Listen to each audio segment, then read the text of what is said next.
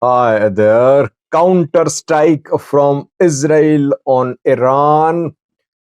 Iran seems to be denying. Israel is confirming attacks not just on Iran but on two other countries too from Israeli territory.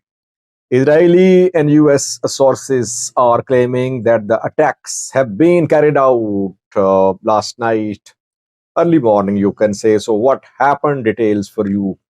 Two new stories from Ethiopia. Fano fighters have released a video, which is a hostage video showing a security official of regional forces taken a prisoner by Fano fighters.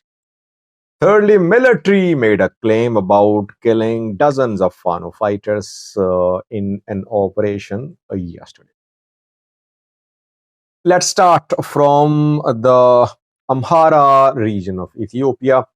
We know that since last year, Fano groups have been fighting against Ethiopian military. They have been capturing ENDF soldiers, militia members, Amhara police officials too. They claim to have captured some spies too. Like they killed spies as well, reportedly. Most of the time, when police and militia members are taken prisoner by Fano fighters tell them to undergo a training and join Fano. They don't release them mostly. ENDF members, if Fano fighters are not able to keep them in detention, they release them then because Fano fighters have to be on the move. They are operating like small guerrilla units. They don't have permanent bases, so that is why it's difficult for them to take hundreds of prisoners with them. They don't have permanent facilities where they can keep them imprisoned. They have to release them in most cases. The video has been shared by Fano fighters yesterday. It shows a member of Amhara regional police. I think she is a female Amhara police official member. Fano fighters can be seen with her. Will they release the police official or will they announce the police official has joined Fano? By the way, those who are captured by Fano, police and militia members, if they are forced that they should join Fano, obviously they cannot they cannot say no. So they have to work with Fano. And if they are killed in operation by military, they'll be portrayed as if they are Fano members. These militia members, police members, are in a very difficult position in the Mahara region. They have to obey the orders of the government. They have to be part of military operation against Fano fighters. But Fano fighters are particularly targeting the militia members, police members. They carry out attacks on their camps, on their training sites. They're harassed, they are threatened, their family members threatened too. Fano fighters don't want any recruitment by police and militia in the Amhara region. Secondly, viewers, Ethiopian military is killing dozens of Fano fighters on daily basis in its statements. I am not saying that it's not killing the Fano fighters in the battlefield too, but at least in statements we see almost on a daily basis that military claim that it has killed dozens of Fano fighters. The latest statement came yesterday when from Gurjum Command Post issued a statement. It says that 39 Fano fighters were killed in an operation. The operation was conducted in Shindi, which is Gurjum, Ago zone area, Ago zone border, Gurjum area. By the way, 2 days ago, Fano fighters claimed that they had inflicted heavy losses on military in Shindi. And then yesterday came the statement from military that 39 Fano fighters killed, weapons captured too. Who's telling the truth? Difficult to say. We are not in a position to verify these claims. But we should share the position of two sides. What are the two sides saying? That's what we can share with you. It is difficult for anyone to independently verify these claims. Why? Because no one is allowed to enter Amhara region. No one. International media is not allowed. Human rights organizations not allowed. Local media not allowed. Then how can we confirm? We can only rely on the sources, on interviews, on people who we get in touch with. What they are telling, we can use it as evidence to tell you about the situation in the Amhara region. Lastly, viewers, Israel has launched a counter attack on Iran and neighboring countries to Iranian neighboring country. It was last Saturday when Iran bombed Israel. Iran fired more than 300 projectiles, missiles, and drones from its territory into Israel, passing through Jordan. Most of these projectiles were intercepted before reaching Israeli airspace, intercepted over Jordanian airspace too. American Western planes, Jordanian planes intercepted these projectiles before reaching Israeli airspace, but some ballistic missiles managed to enter Israeli airspace and they hit an Israeli air base called Nevatim Air Base in southern Israel. Iran claimed it inflicted heavy damage on the Nevatim Air Base of Israel. Israel rejected Iranian claims, but it confirmed Iran strike on its territory. Israel vowed to retaliate. US said it wouldn't be part of any Israeli counter strike against Iran, but obviously Iran launched the strike to take revenge for the death of its general, who was killed in an airstrike by Israel in Damascus, Syria, around 3 weeks ago.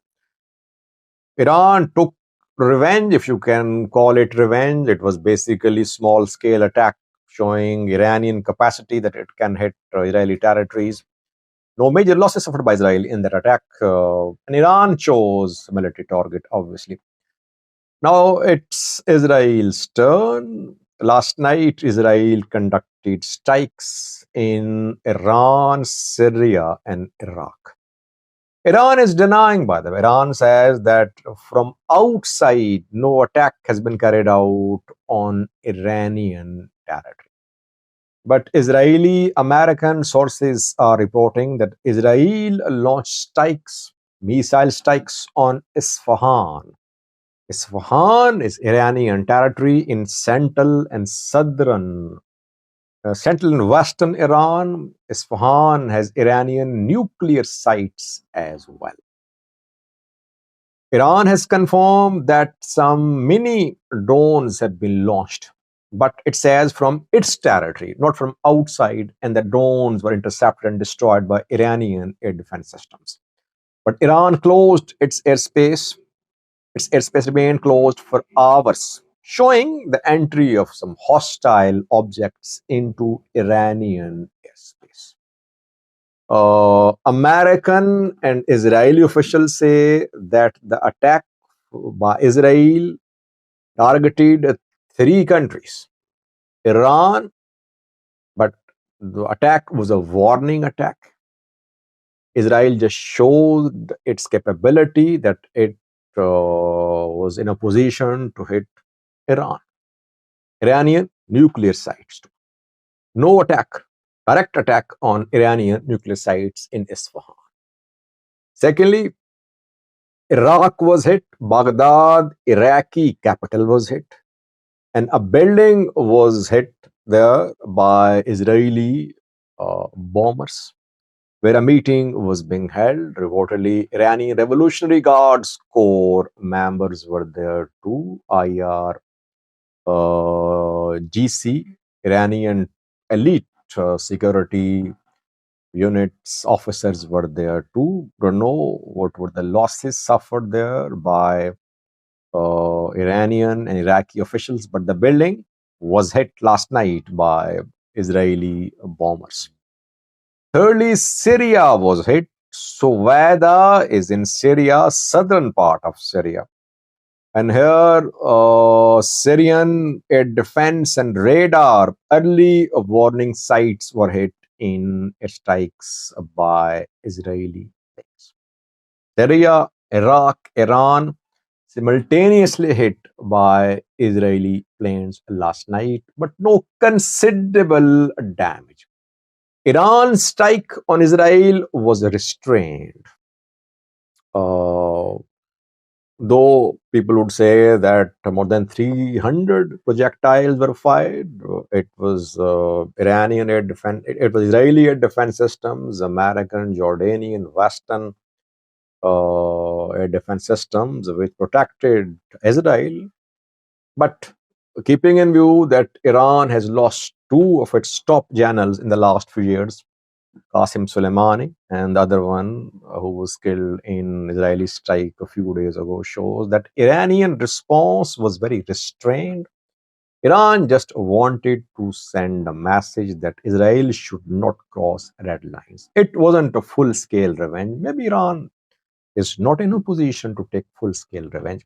Same is the case with Israel. Israeli strikes are a sort of face saving, you can say, no large scale attack on Iran. Israel does not want escalation with Iran. But the way Iran is denying attack from outside, Israel might be forced to carry out another attack. Iran is confirming that only micro drones have been launched, and even those from Iranian territory. And now Iranian media is showing pictures, videos from Isfahan, showing that everything is back to normal, nothing happened there. But Israeli sources are confirming this attack. By the way, it's good to see that at least there is no large-scale escalation between Iran and Israel, and situation, I think, will draw down to some stability, at least to the extent of Iran and Israel. Though Iranian proxies are still operating in Iraq, Syria, Yemen, Lebanon, Israel, Palestinian groups, a war ongoing, Iran definitely backing them. But the threat of large scale escalation in the Middle East seems to be diminishing. Let's see what happens. Thank you for watching.